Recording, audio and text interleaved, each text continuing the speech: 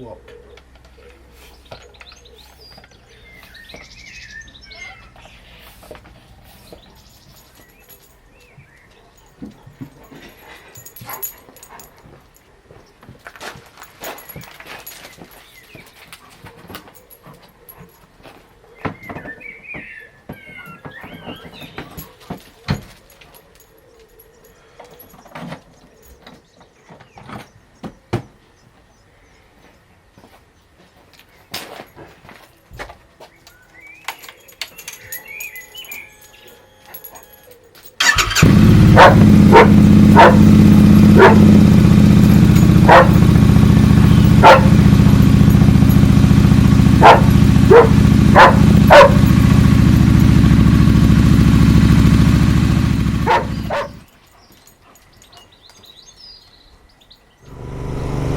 Hey up! Welcome back. Look what I'm on today! My sparkling, shining jewel of a bike. My Royal Enfield Interceptor 650 in Chrome Mark II, which is chrome and red, whereas the Chrome Mark I is chrome and black.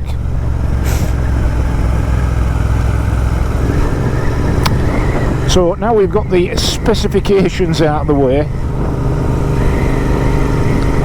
let me tell you about what I actually love about this bike. It's sum it up in two words really: one, the looks, two, the sound. I hope you can hear the throb of this 647cc parallel twin. And the reason it's sounding so sexy is because I've fitted Lextech exhausts. But to be more precise, Lextech slip-ons. And the baffles are in, I assure you. And the sound is truly majestic.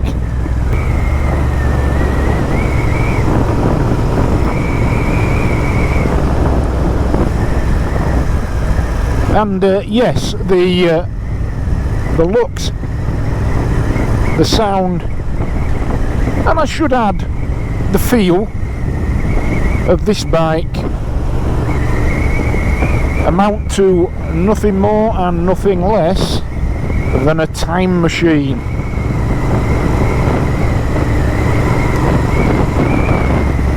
If you're a motorcyclist, the nearest you're going to get to a Wellesian time machine to catapult you back to the 50s, 60s and early 70s in this land we call Great Britain, then you could do no better, in my opinion, than one of these. Listen to that. Oh yeah.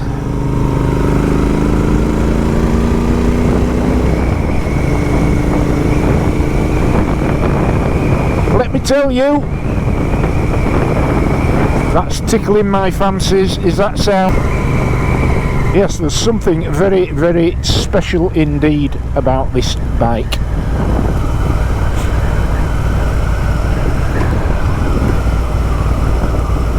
And of course it offers this time warp experience at one very accessible price point. About the chrome ones I think are about £6,700, £6,800 now, give or take. And I would suggest that this experience here and now, whipping through the English countryside on a bike steeped in English history, British history, that nothing else, regardless of the cost, is going to give you a more rewarding experience.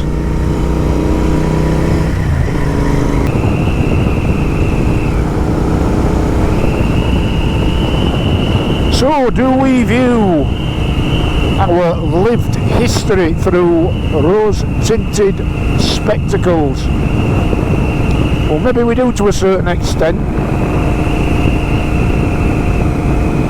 But a substantial part of the reason for that is the current shit show that we're living in.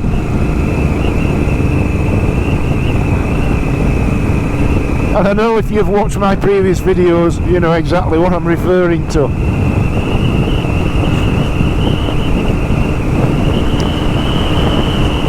You get the distinct impression that the battle lines are being set as we speak.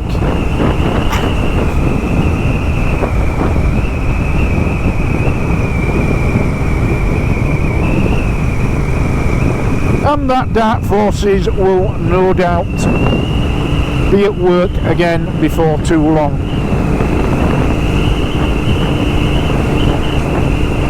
But let's see.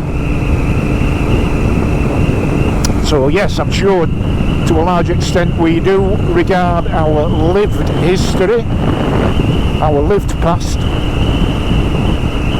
with rose-tinted spectacles, because apart from anything else, a good part of that past will have been accounted for by childhood, and our childhood memories for the most part are the most fond, because we existed in a bubble of a blissful naivety back then. And it's only in later life, when we all come a bit more savvy, a bit more enlightened, a little bit more world aware, that we start to see things for what they really are, rather than what we hope they are.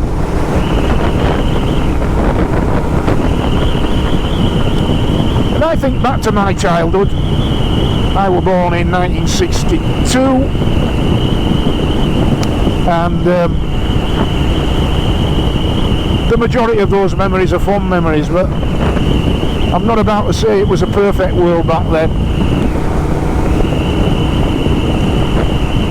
But there were some aspects of life which were vastly more superior than they are today. So my sort of earliest childhood memories, probably around the mid to late 60s into the early 70s,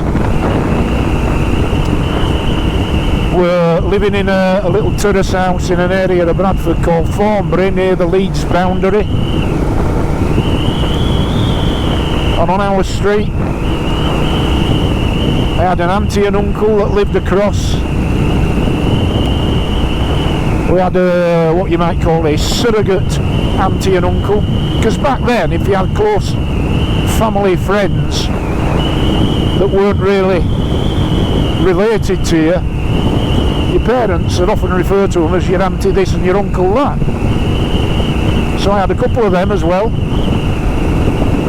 I had an old lady next door that used to look after me as a kid, because I was a latchkey kid, because my mum worked full time, 2 jobs, and my dad worked full time.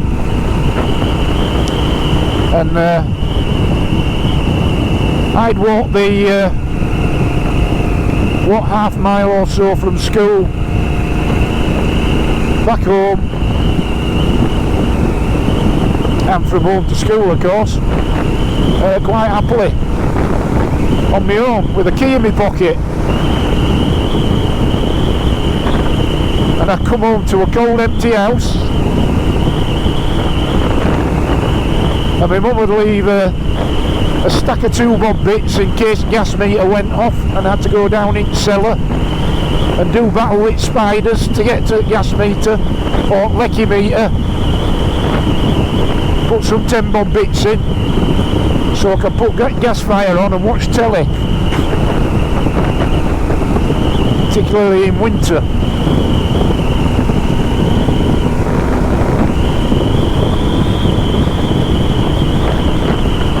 But I always knew if there were any issues, I had 3 sets of aunties and uncles, and I had the old lady next door, Mrs. Bury, they called her, Mrs. Bury.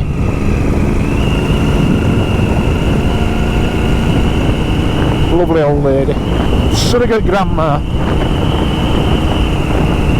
I've only vague recollections of one grandparent, my maternal grandfather.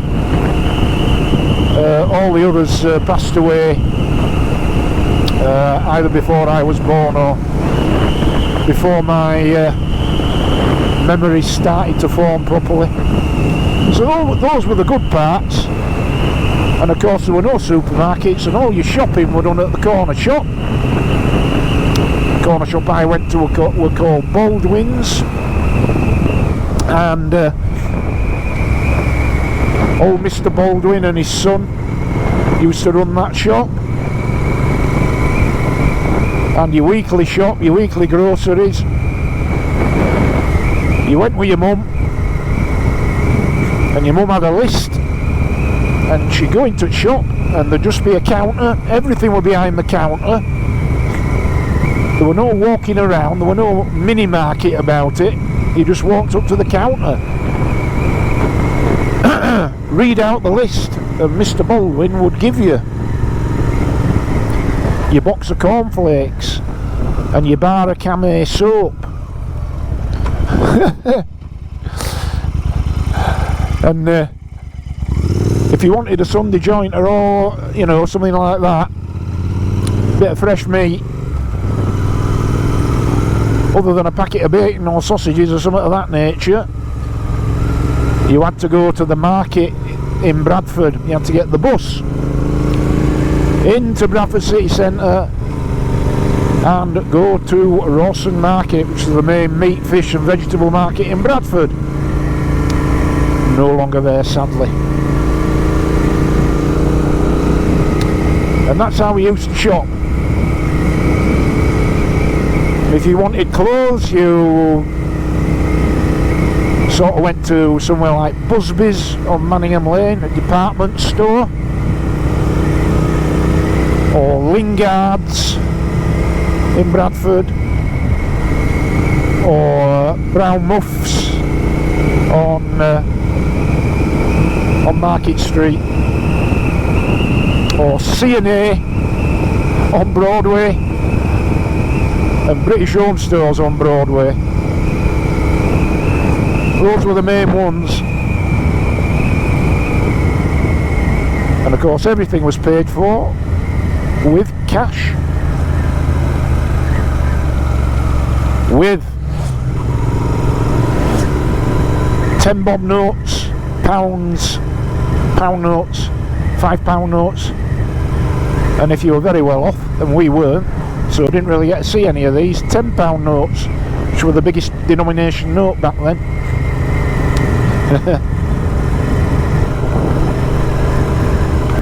Yeah, so I have probably slightly rose-tinted memories back then, because I think as a kid the bad experiences, unless they're really, really bad, tend to get filtered out. But I'll tell you what wasn't good back then. Oh no. School. School. I was bullied mercilessly at school. And I'm not going to why at this point. Maybe that's why I went on to be a copper to get my own back. But I was proper bullied. And not only by the pupil bullies in the school, but the teacher bullies as well. Let me tell you this tale. The junior school I went to, so how old would I be? I'll probably be about 10-year-old, give or take. And one of the teachers at this particular school I went to in Bradford, and I shall anonymise it at this point, but I will just say that back then we lived in Thornbury in Bradford. So, just bear with me, I got a fly trying to make love to me here. Get off, you bloody thing. Yes, but I shan't mention the school, of course. But we used to live in Thornbury in Bradford. And the junior school I went to in Thornbury in Bradford, and this is absolute fact, I mean, because this particular traumatic experience will be forever etched in my memory, but it really sums up what schools could be like back then. Certainly in my neck of the woods. So there was a certain teacher there whose main teaching subject was not sport or games or the rest of it, but who did from time to time oversee the PE lessons and the games lessons. And I don't know if you remember, if you're from that era, if you went to school during that era, but games was you went down to a local playing field, and it were either rugby or football or cricket. And the only thing I were any good at were cricket, and I were an absolute demon bowler. But because the teachers had such a stinking attitude, and because I'd been bullied, and once you get bullied, all the teachers know when you're a pupil that's getting bullied, and it becomes like a self-fulfilling prophecy, and they just turn a blind eye to it basically. And this particular teacher, male teacher, who I mean, I remember several things about him, but the most striking thing I remember about him, obviously he was a chain smoker, and he had very badly stained nicotine fingers.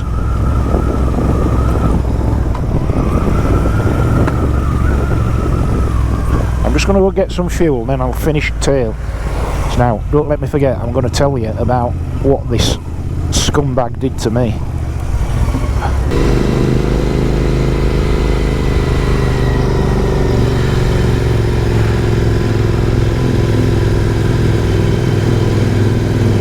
Right then, so I'll get on to finish that tale of school days in a minute. Just want to give a shout out now to very nice gentleman I've just been speaking to in the car park at Pateley Bridge. Roy on his Scram 411 and David on a BMW 1150, I think, unless I'm mistaken. Nice to meet you, gentlemen. Great chatting, and ride safe. Right, so where were I?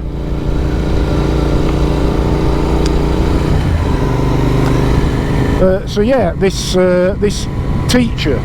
So this would be about 1971, 72 possibly. And this here teacher with the nicotine stained fingers, he from time to time he used to oversee PT, as it was called then, PT classes, physical training, and games, where you went down to the local playing field and had a game of rugby or cricket or football or whatever. And I were no good at rugby. Well, I wouldn't be, would I? Because I was forever getting bullied. I'm hardly likely to be a good rugby player, whether I'd had the talent or not. Never given the chance. And there were me and this other lad in the class, and he were a victim of bullying as well. And all the teachers knew it and never did anything about it whatsoever. Nothing. In fact, some of them found it entertaining. So, but I remember it were games, and this particular teacher were overseeing games, and we were going to be playing rugby down at some playing fields down at Leeds Road, just beyond Thornbury there. And yeah, so this game of rugby, and obviously, I mean, me and this poor lad, totally out of our depth, trying our best just to keep out of the way and not get badly hurt, basically. So it were a long, whatever it was, 45 minutes, an hour, whatever. It were a long, drawn-out process. And this particular teacher was the referee, of course. And at the end of the game, I remember it vividly, he said to all the other lads in the class that had been playing, right, you know which two haven't been pulling the weight, see what you can do with them. And the next thing, this pack of about, I don't know, 15, 20, whatever it was,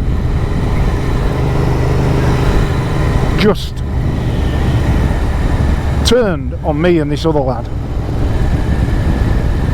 and we were just pummeled into the ground, basically. Absolutely hammered into the ground. We were being kicked and punched, and it seemed to go on for ages. I'm not sure how long it was. While this scumbag of a teacher, who would be in prison now, were there any justice, watched on.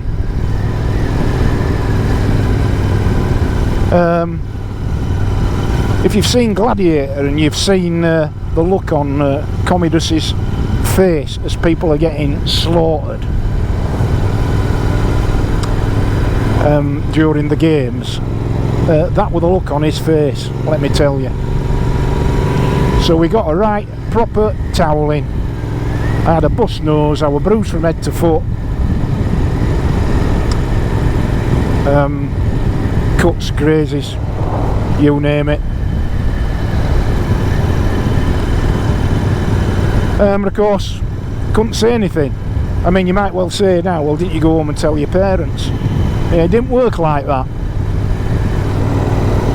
It didn't work like that because back in those days, for whatever reasons, as far as parents were concerned, doctors and school teachers never, ever told a lie. Always told the truth. So I knew full well, if I'd have gone home and told my dad what had happened and said, you know, look at this is what this teacher's done. If, and it's a very big if, he'd have taken it upon himself to go up to the junior school and have it out with the headmaster or whoever, or this teacher himself, the response would have been, well, it was a spirited game and it's rugby and it's character building, and that's why your lad's got his grazes and bruises, and that'd have been an end of it. Teachers don't lie. So that part of growing up in the 60s and 70s wasn't right clever. There were another occasion,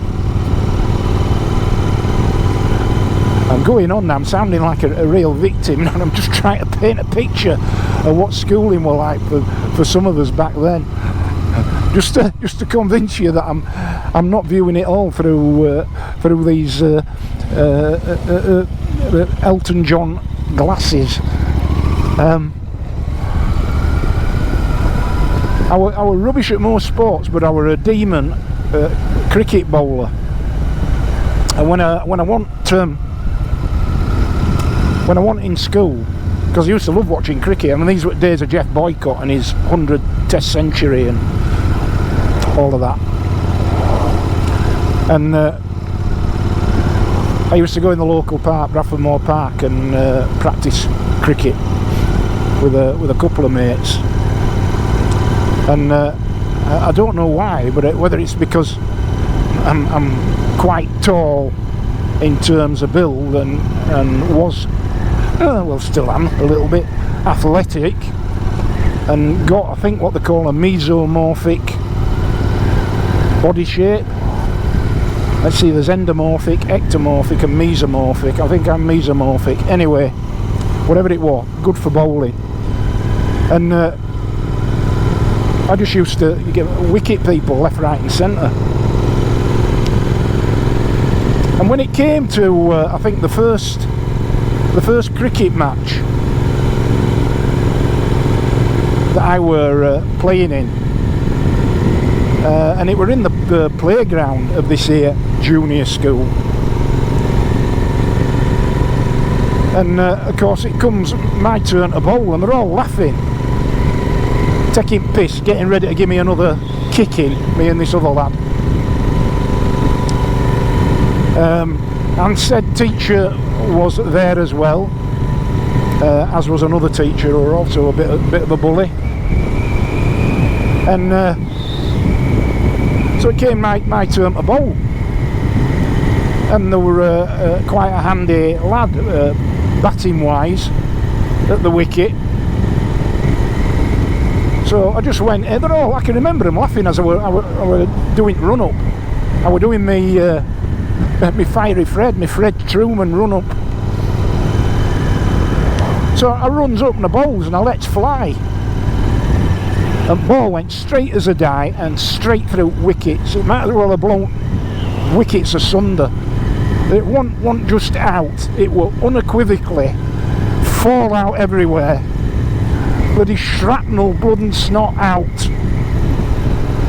Because otherwise there is no doubt whatsoever that one or other of these two teachers would have just said no, it's not out for whatever reason, but yet there were no denying this. There were no denying it at all. One at wickets were on the school roof.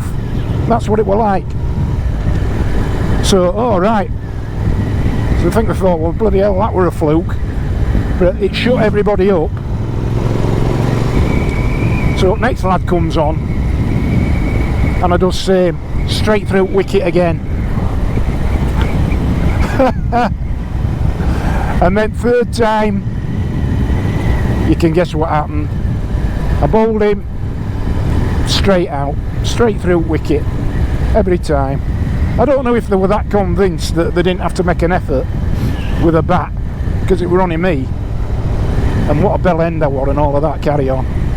But anyway, I demon bowled them all out, 3 in a row, at which point they took me off bowling. Yeah, we're not having any of that. You know, I could have made some, I'm absolutely convinced I could have made something of that particular talent, however fleeting, but I was never going to be allowed to. And then third occasion, there were way more than 3. I'll just mention this as the last one, because it is sounding like a bloody therapy session, innit?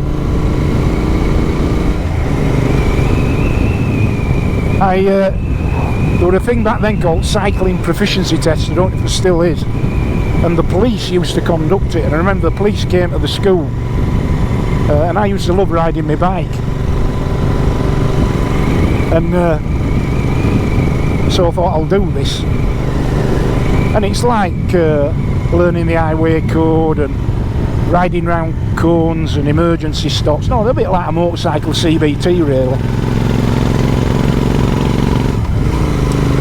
So we does this, and because I was that keen and I'd done all my research and everything and lots of practicing before I went there, so I come top of that class as well, and I got something like 95, 96, 97%. Really good score. And you used to get a certificate, and the certificate were handed out at morning assembly with all teachers gathered round, and the entire school assembled. Yeah, three William Morgan. And anyway, they call my name out and I goes up, picks up my certificate, proud as punch, walks back to my place in assembly hall, and next thing, bang, I gets a haymaker right in the face from main school bully. Just blatted me one, straight in face, bust me lip, blood, dazed, and I looked round, and more than one of the teachers had seen this. More than one. And did absolutely nothing about it. Not a thing. So you can see there were some really good times back then. At school, one of them.